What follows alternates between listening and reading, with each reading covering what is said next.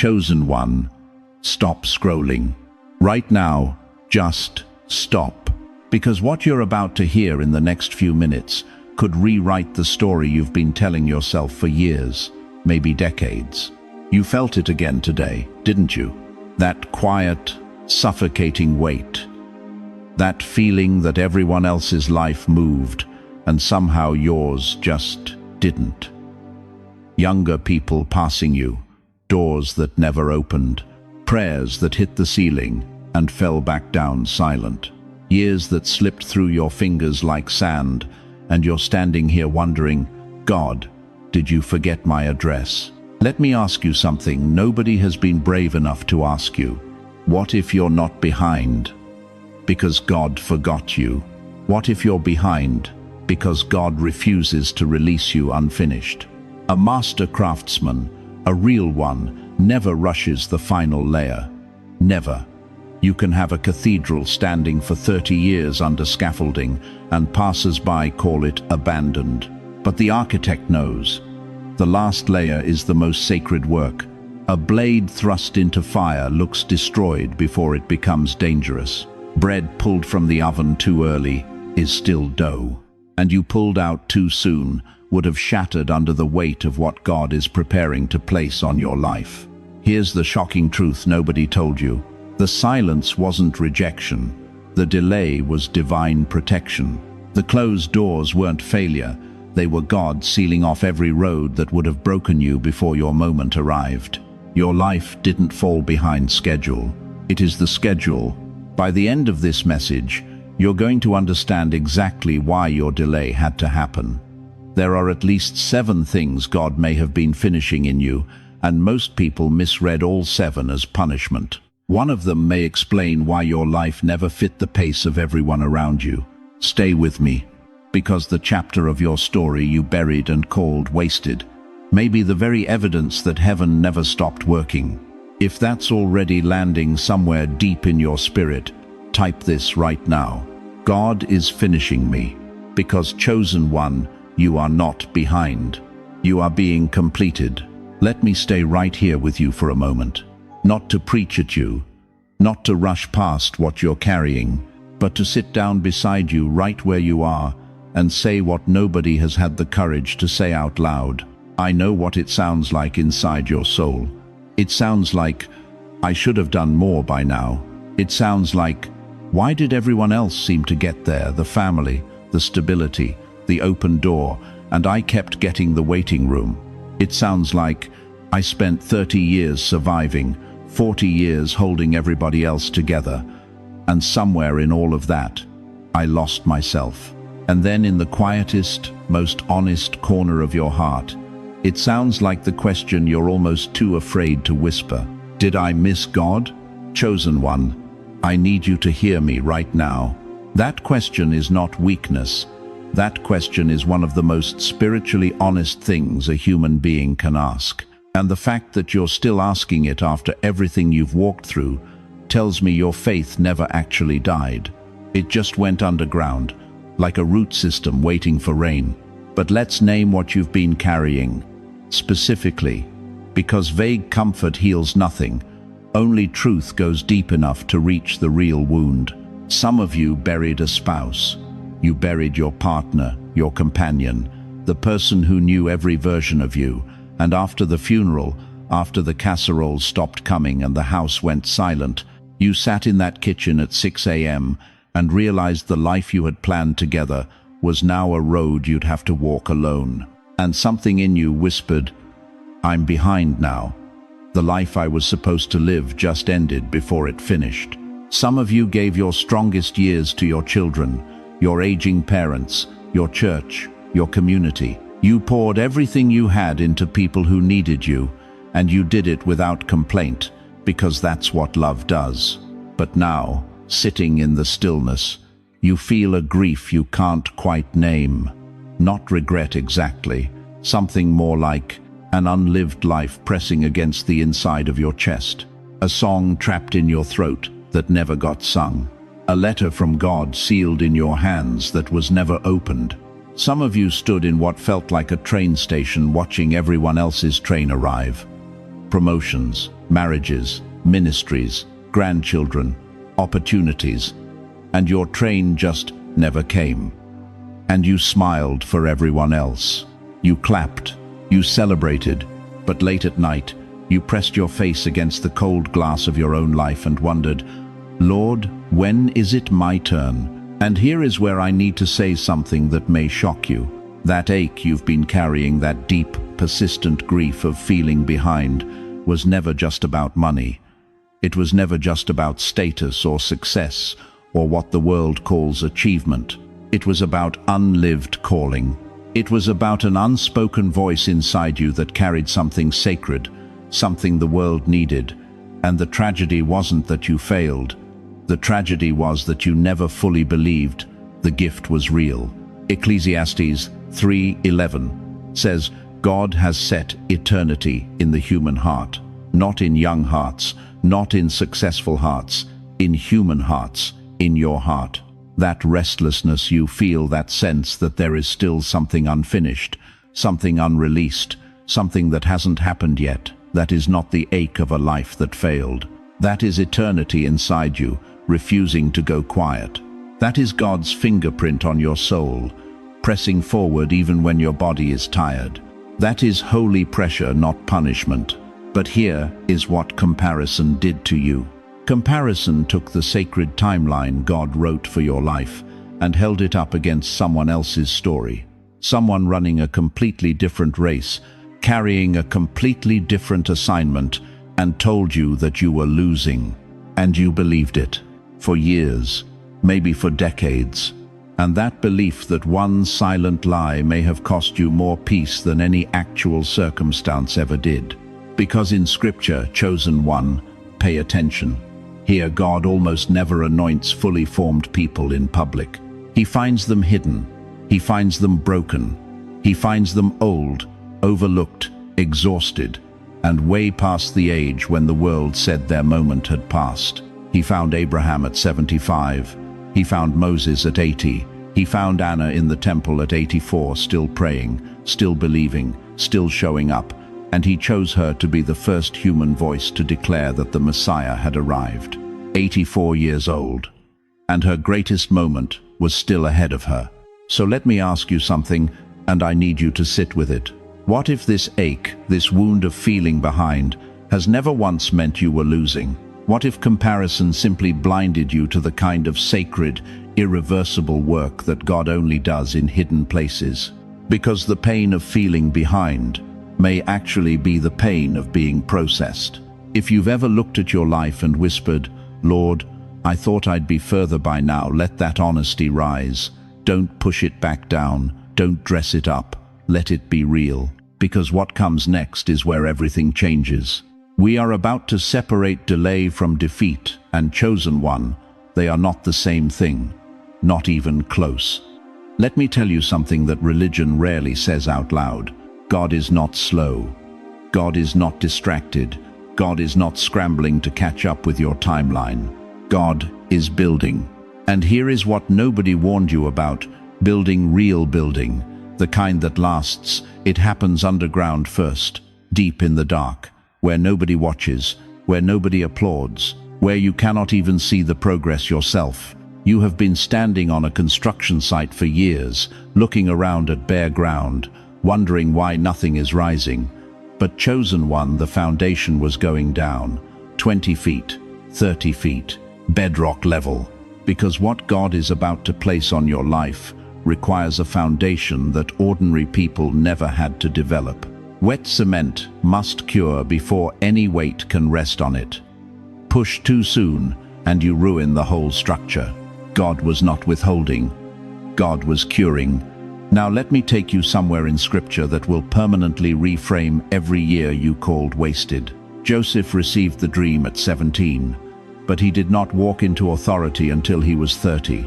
13 years between the promise and the palace. 13 years of pits and prisons and silence.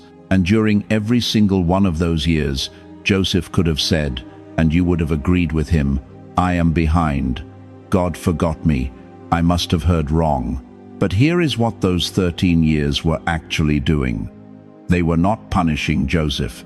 They were finishing him, building discernment in the pit, building patience in the prison, building character in the silence.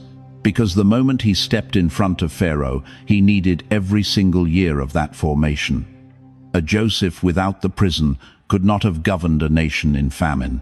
The blessing could have been given in a moment.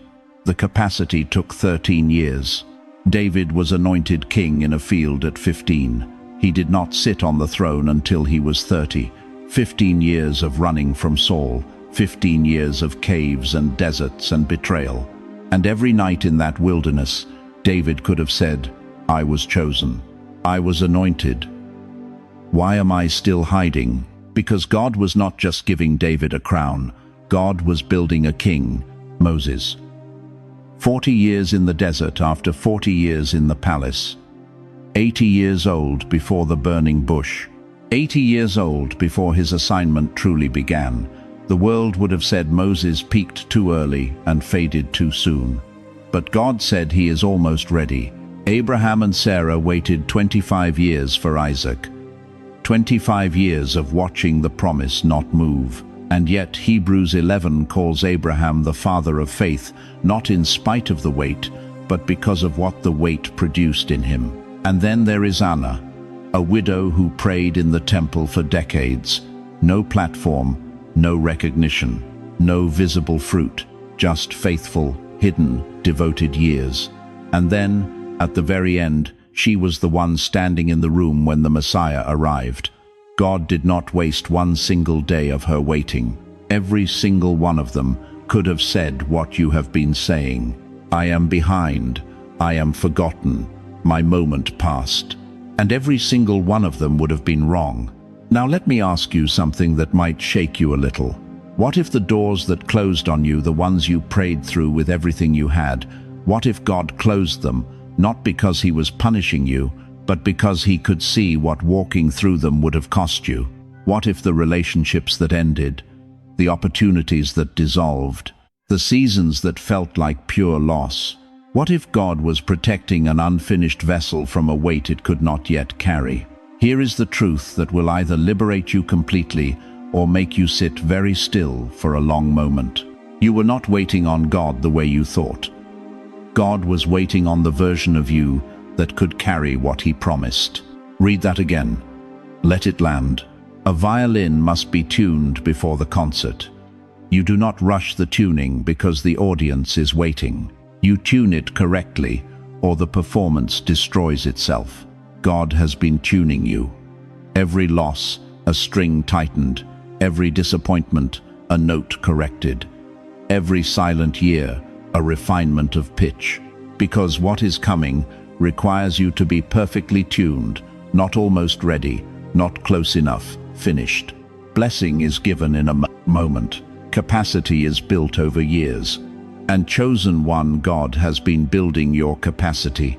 So say it with me right now. Say it out loud wherever you are sitting. God was building capacity. Say it like you mean it, because your entire life just shifted in the hearing of that sentence. Now do not go anywhere, because we are about to name the specific things God may have been finishing in you during all those years of silence. And when you hear them, you will never call those years wasted again. Let me tell you something that might be the most important sentence you hear this year. You don't need a new opportunity. You need a healed identity. Because here's what nobody tells you. You can have the right door open at the wrong version of yourself and walk straight through it into destruction. God knows this. That's why he's been working on you before he works on your circumstances. That's why the seasons felt so long. That's why the silence felt so deep. He wasn't ignoring your future. He was healing your foundation. And the first thing God has been finishing in you is your identity. Think about what you've been called in your lifetime. Not enough. Too much. Too old. Too broken. Too far gone. A disappointment. A mistake. Damaged goods. You heard those words maybe from a parent, maybe from a spouse, maybe from a church, maybe from your own mirror, at 3 inches the morning, and somewhere along the way, without even realizing it, you picked them up. You folded them neatly, and you wore them like they were yours. But chosen one, those were never your clothes. You have been wearing a name that was never placed on you by heaven.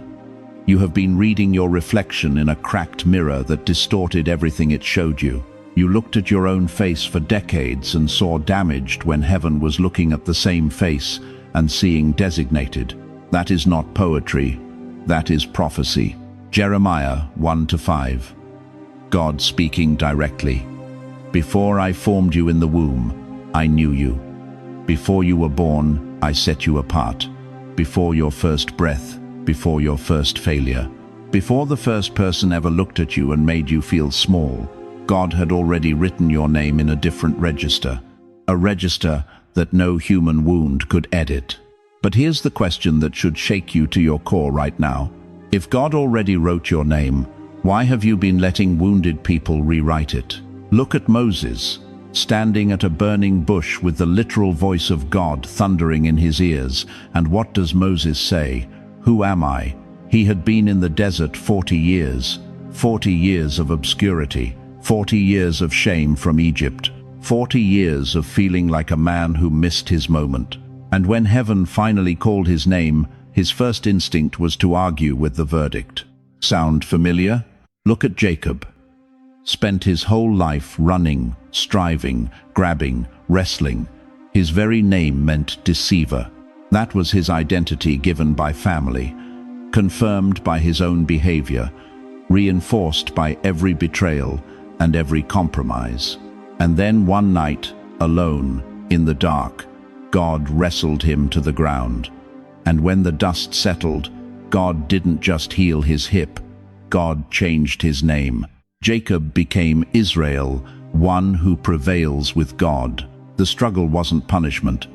The struggle was the renaming ceremony. And what you have been calling your worst season, the years of confusion, the exhaustion, the feeling that your life never moved on schedule, that may have been God's hands on your face, pulling off a name that was slowly killing you. Because God could not release your next season while you were still agreeing with your old wound. Let that land. He couldn't hand you the assignment while you still believed the label. He couldn't open the door while you were still convinced you were the wrong person standing in front of it. The delay wasn't about the destination. The delay was about dismantling the false identity that would have sabotaged everything waiting on the other side. You've been asking God to change your situation. God has been trying to change your self-perception. You've been praying for a new chapter. God has been trying to get you to stop reading from the wrong book entirely. This is why some of the most gifted, most anointed, most chosen people spend years in hiddenness that makes no sense to anyone around them. Not because they're being punished, because God is meticulous. He is a master craftsman, and he will not send a vessel into battle that still carries the enemy's markings on it. He has been stripping every false name, every label from childhood, every scar that became a sentence, every failure that became a forecast, separating who you are from what happened to you, moving you from needing human validation, that fragile, unpredictable, soul-draining need for people to confirm your worth, into something unshakable. Agreement with God's verdict. When you reach that place, nobody can move you. No rejection can define you. No silence can convince you that you've been forgotten, because you know whose name is on you. Right now, if something just broke open in your spirit, type this: I am who God says I am. Say it like you mean it. Because you are stepping out of borrowed shame and into your actual name. And identity is only the beginning. Because once God heals who you believe you are, He starts touching what you've been tolerating. The relationships, the patterns, the cycles you kept returning to because some part of you believed that's all you deserved. That's where the next layer gets deeply uncomfortable, and that's exactly where we're going next. Now let me go somewhere most preachers won't go, because this next part isn't comfortable, but it is necessary. And if you've been wondering why certain relationships in your life suddenly stopped fitting, Why rooms that used to feel like home started feeling like prisons. This is the word you've been waiting for. God wasn't just finishing your faith, He was finishing your discernment. You know what discernment feels like when God is building it. It feels like loneliness. It feels like you became too sensitive, too serious, too deep for the people around you. It feels like you're the problem, because everyone else seems fine, and you're the one who can't stop noticing what's wrong beneath the surface. But chosen one, that's not a flaw. That is a gift being sharpened. Proverbs 4:7 says it plainly. Wisdom is the principal thing. Get wisdom. And wisdom never arrives cheap. It costs you comfort. It costs you belonging.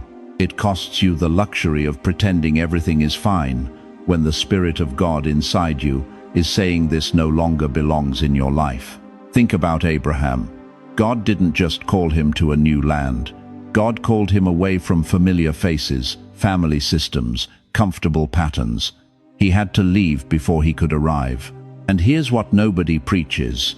Abraham didn't fully receive the promise until Lot separated from him, until the wrong connection released him. Some of you have been holding on to relationships the way you hold on to expired keys on a keyring. They don't open anything anymore. They haven't for years, but you keep carrying them because letting go feels like betrayal. It's not betrayal, it's obedience. David had to leave Saul's house. Not because David stopped honoring Saul, but because Saul's environment had become spiritually toxic, and God could not finish what he was building in David while David remained in a space designed to diminish him. Some rooms will smile at your face and assassinate your destiny behind your back.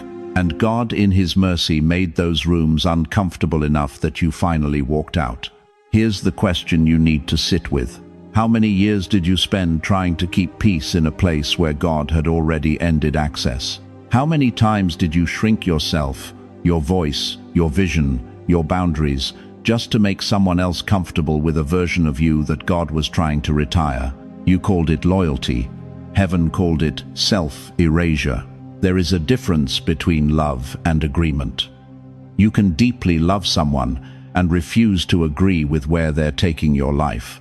Jesus loved every person He encountered, but He did not give everyone equal access to His time, His energy, or His inner circle. Chosen one, compassion is not the same as self-destruction. God was finishing your boundaries, teaching you that a yes to everything is often a no to your destiny, teaching you that the most spiritual thing you can do in certain seasons is to stop explaining yourself to people who were never assigned to understand you. And Lot's wife, remember her. She escaped, she was free, but she looked back. And that backward glance, that one moment of attachment to what God had already declared finished it, stopped her in her tracks permanently. Some of you have been stopped, not by the enemy, but by your own attachment to what God already closed. What left your life was not all loss. Some of it was clearance. God was dropping dead cargo so the ship could move. He was pruning the branches, not because the tree was dying, but because He was preparing it to carry the weight of fruit it had never carried before. A gardener who loves his tree does not leave every branch. He cuts the ones that drain life from the harvest. And here's where it goes even deeper, because some people lose the wrong relationships, but still carry the old inner voices. The relationship ends, but the words remain. The room empties, but the shame stays. The person leaves, but their opinion still governs your choices 10 years later. So, God goes deeper than your environment. He goes into your mind. He begins finishing something in you that no circumstance can touch, something that has to be rebuilt from the inside. In the quiet, in the hidden place, where no audience can applaud you and no one can validate the process. And that is where we go next. Because the most dangerous prison you've ever lived in wasn't a bad relationship or a closed door. It was the voice inside that agreed with everything that tried to stop you. If God has been teaching you not to go back, to stop shrinking, stop over-explaining, stop making yourself smaller for spaces that were never built for your size, type this right now. No more shrinking, and stay until the end. Because the final declaration in this message will seal everything we're building together, and it will be the most important thing you speak over your own life today. Now we go somewhere most preachers won't take you. Not the wound on the outside, not the door that wouldn't open, not the person who walked away. We're going inside. Because here is what God showed me that stopped me cold. The greatest warfare against your destiny was never launched from the outside. It was running on a loop inside your own mind. Every single day, quietly, relentlessly, like a courtroom where the only witness testifying against you was you. Think about that. You prayed for breakthrough in the morning, then spent the rest of the day rehearsing every reason it wouldn't come. You declared healing with your lips and diagnosed yourself with your thoughts. You called on God's promises on Sunday, and by Tuesday, you were back in the same mental cell door unlocked, but you never moved. Romans 12:2 doesn't say, be transformed by better circumstances. It doesn't say, wait until the outside changes. It says, be transformed by the renewing of your mind. God knew. The outside couldn't change until the inside was finished first. And chosen one, he has been finishing your mind. Here's the thought pattern that kept millions of believers stuck. Write this down somewhere in your spirit, because this is surgical. You cannot speak destiny in prayer and rehearse defeat in private. You cannot declare God is able out loud and whisper, but probably not for me, in the quiet. That is not humility. That is hidden unbelief dressed in religious clothing. And God, in his mercy, refused to promote a mind that would have destroyed the very blessing he was preparing to release. Think about Elijah. This man called fire down from heaven. Fire from heaven. He outran a chariot. He stood alone against 450 false prophets and didn't flinch. And then one threatening message from one woman, and he ran into the wilderness, collapsed under a tree and said, God, I've had enough. Just let me die. The mightiest prophet of his generation crumbled, not by an army, by a thought that said, it's over. I'm finished. I missed it. Sound familiar? That voice has been in your head too. Maybe not those exact words, but that same feeling, that same weight that settles in at 2 inches the morning when everything is quiet and the doubt gets loud. I'm too old now. I missed my window. I'm too broken for God to use. Too ordinary, too much history, too far behind. And the most dangerous lie of all, the one dressed up to sound spiritual, I'm just being realistic. No, you were being defeated from the inside out. Remember Israel. God parted the Red Sea for these people. They walked through on dry ground. They watched Pharaoh's army swallowed by those same waters. And 40 days later, 40 days, they were standing at the edge of the promised land, begging to go back to Egypt, back to slavery, back to chains, back to what was familiar. Why? Because the outside had been delivered, but the inside had not been finished. Their minds were still slave minds carrying free people's coordinates. And God knew you cannot enter the promised land with Egypt still running in your thinking. He knows the same about you. The comparison that has been eating you alive, watching people younger than you flourish while you feel frozen, that was not God's judgment on your life. That was God's signal that your mind needed finishing before your moment arrived. Because a mind ruled by comparison would have poisoned every blessing the moment it landed. The guilt you keep carrying, the mistakes you replay, the seasons you call wasted, the choices you wish you could unmake that was not God reminding you of your failure. That was the enemy using your conscience as a weapon. Real conviction leads to repentance and release. What you've been carrying leads only to paralysis. God was finishing the difference between the two inside you. Here's the metaphor that will stay with you. Imagine the most beautifully renovated house, new floors, fresh paint, stunning architecture, but the wiring behind the walls is still 40 years old. Everything looks ready, but the moment you plug in the full power, it burns the whole thing down. God was not withholding your breakthrough. He was rewiring the walls before he turned the power on. And once the mind begins to clear, once the old wiring comes out, the hidden oil starts to surface. Gifts you buried, a voice you silenced, a calling you talked yourself out of because the timing never felt right. Because God does not just finish pain, he finishes voice.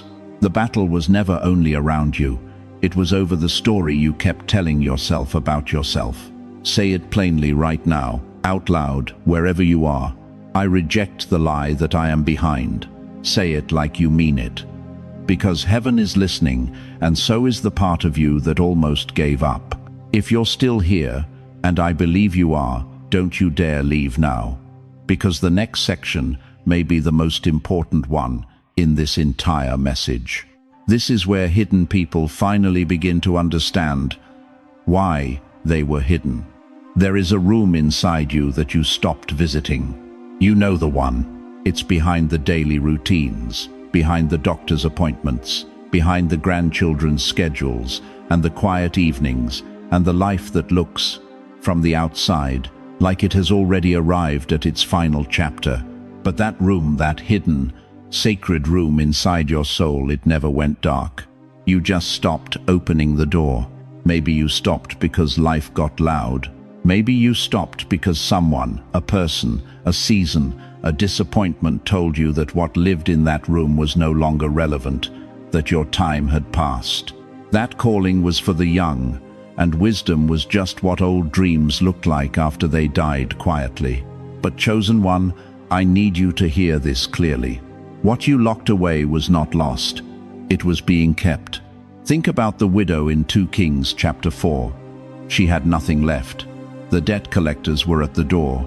The oil in her house was nearly gone. And God said, pour what you have. Pour the last of it. And that nearly empty jar produced enough oil to fill every vessel in the neighborhood, enough to pay every debt, enough to build a future she had stopped imagining. She thought she was empty. She was full and didn't know it. That is your story right now. You have been measuring yourself by what you can see, the years behind you, the energy that isn't what it was at 40, the dreams you quietly folded up and placed in a drawer somewhere around the time life stopped cooperating. And every time you look in the mirror, the world's voice whispers, too late, too old, too tired, too far gone. But God is not measuring what you can see. He is measuring what he sealed inside you decades ago and has been preserving ever since. There is a woman in the Gospel of Luke named Anna. She was 84 years old. 84. She had been a widow most of her adult life. She had every reason to believe her most significant days were behind her. But Scripture says she never left the temple. She fasted. She prayed. She stayed faithful in the hidden place, year after year after year. And when the moment arrived, when the infant Jesus was brought into the temple, Anna was the one standing there, not by accident, by divine appointment.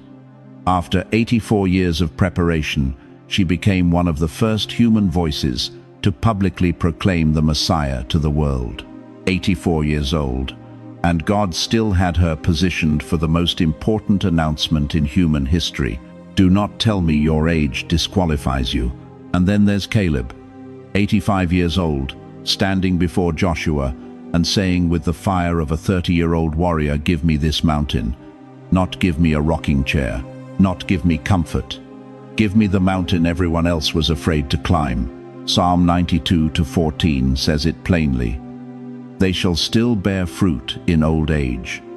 They shall be fresh and flourishing.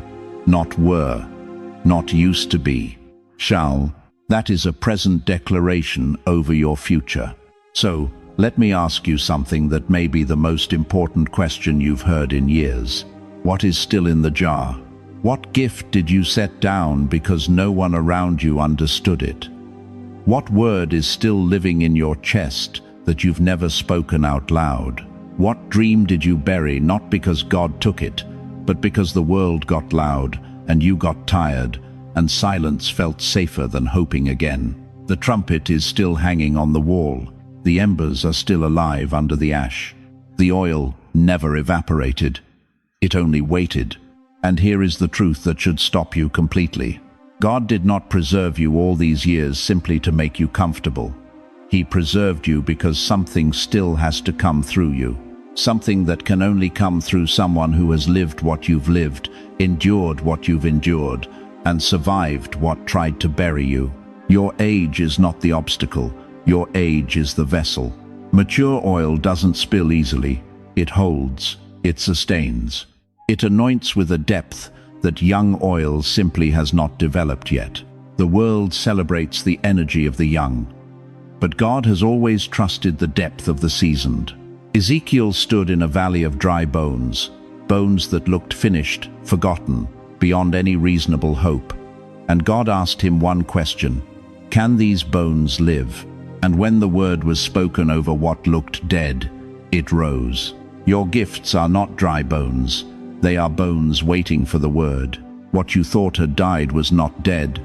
It was being kept. If you still believe there is oil left in your life and chosen one, there is right now. The oil is still here.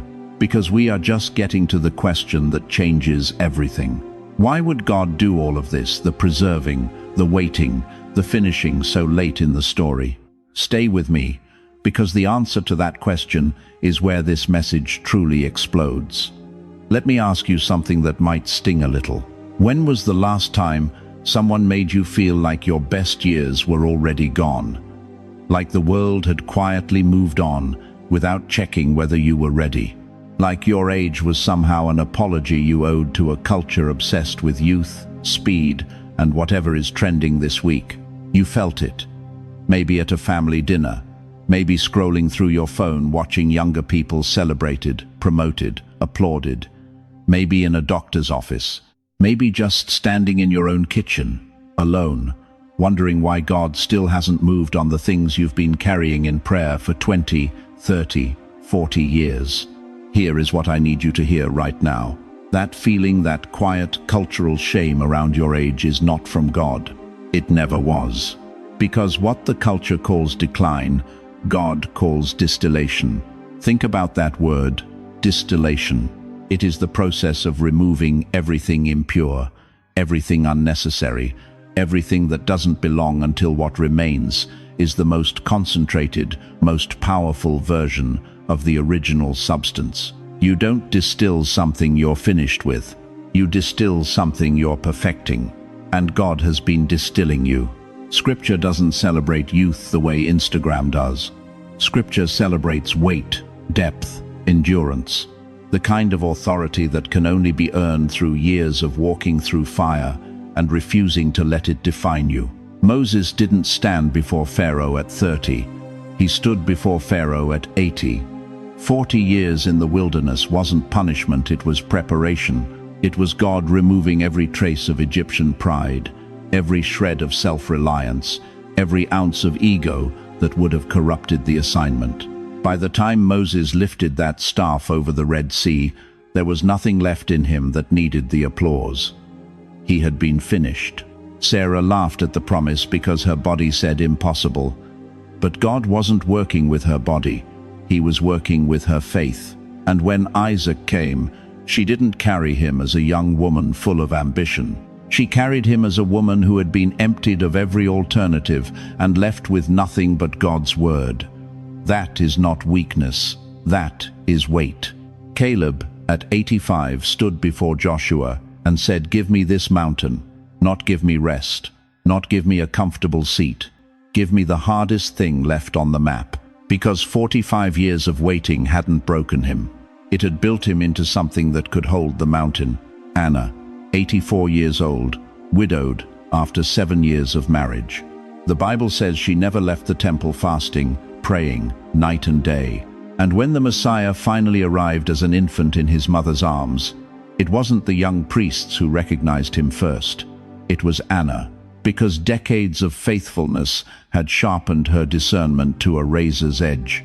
You are not aging out of significance. You are aging into spiritual weight. And there is a profound difference between the two. A young bridge made of fresh wood can hold a certain load, but a seasoned bridge, one that has weathered decades of storms, pressure, and endurance, can carry weight that would splinter something new. You are not the fresh wood anymore. You are the seasoned bridge, and God is about to put something on you that only your years could support. Think about what later seasons carry that earlier seasons simply cannot. Less ego, more compassion, less hunger for applause, more capacity to sit with someone in their pain without flinching, less need to be right, more willingness to simply obey, more discernment, more endurance, more of the quiet, unshakable confidence that comes not from success, but from survival. A 20-year-old can have passion, but passion without roots gets uprooted in the first storm. You have roots, and the deeper the root system, the greater the weight the tree can bear. Paul didn't write his most profound letters from a throne. He wrote them from a prison cell, chained, aged, beaten, and still on fire, because by then, everything that could be stripped away had been stripped away, and what remained was pure, concentrated, undefeated purpose. That is what God has been building in you. Now hear me clearly, chosen one. You were not delayed because you were overlooked. You were delayed because your assignment required wait, and wait takes time to build. The question was never whether God was going to use you. The question was always whether you would be strong enough to carry what He planned to place in your hands. Now you are. Declare it out loud right now, wherever you are sitting. My years are not wasted. My years are weight. Say it again like you mean it, because heaven agrees with every word. But being finished is not the same thing as being revealed. And some of you are closer to visible alignment than you think. Don't leave before the final section, because that is where this message stops being interpretation and becomes commission. That is where God stops explaining what He's been doing and starts telling you what comes next. You've heard the revelation. Now comes the harder part. Because God didn't finish you so you could sit down and admire the process. He finished you so you could move. And moving, real moving, requires you to leave something behind. Let me be direct with you right now. A finished person does not go back to old labels. They don't return to the rooms that rejected them, crawling back for approval from people who never had the authority to define them in the first place. A finished person doesn't wait for perfect conditions. Because perfect conditions are a myth the enemy invented to keep anointed people permanently paralyzed. You've been waiting for the right moment. Chosen one, you are the right moment. A finished person stops minimizing what God has built, stops apologizing for the fire they survived, stops comparing their path to someone 30 years younger, walking a completely different assignment. Your path was never theirs. Your timing was never theirs, and the God who ordered your steps didn't make a single clerical error. Proverbs 16:9 says it plainly. A man's heart plans his way, but the Lord directs his steps. Not redirects, not corrects, directs. Every step, the long ones, the slow ones, the ones that looked like detours, all of it directed. So, what does a finished person begin to do? They guard the mind like a watchman guards a city gate, because the enemy's final weapon against a finished vessel is not persecution, it's whisper. The quiet suggestion that it's still too late, that the window closed, that what God built in you has an expiration date. It doesn't. They begin to speak differently, not recklessly, not arrogantly, but with authority. Because Job 22:28 declares, "You will decree a thing, and it will be established for you." Your words are not commentary on your life. They are construction materials. They begin to pray differently, not begging, not bargaining, but standing. Because a finished vessel doesn't approach the throne like an orphan. They approach like a son, like a daughter, like someone who knows whose blood purchased their access. They begin to set boundaries without guilt, to release relationships that God already outgrew in them, to walk away from rooms that require them to shrink without explanation, without apology, without looking back. And then, this is the part that matters most. They begin again. They write again. They teach again. They call again. They encourage again. They serve again. They pick up the gift they laid down in the season of pain, and they say this was never meant to stay buried. Matthew 5:15. No one lights a lamp and puts it under a bowl. You were not finished by God to stay covered. The scaffolding is coming down. The trumpet has been hanging on the wall long enough. The lamp has been under the basket for the last time. Now let me give you something practical. Something you can carry out of this moment and into this week. First, identify the false story that must end. You know what it is. The one you've rehearsed so many times it feels like fact. I'm too old. I missed it. Nobody needs what I carry. Name it, and then bury it. Today. Second, identify the room or the relationship that God already outgrew in you. The place that keeps pulling you backward. You've felt it. Honor what was and release it. Third, identify the gift or the voice that must come out of hiding. The thing you stopped doing when the pain got heavy. The calling you quietly set on a shelf. It's still there, and it's still anointed. Fourth, speak one declaration every single morning for the next 7 days. Stand in your kitchen, your bedroom, wherever you are, and say it out loud. I am not behind. I am being finished by God, and I will not die unfinished. 5 words, 7 mornings. Watch what shifts. Fifth, take one visible act of obedience this week, not 10, 1.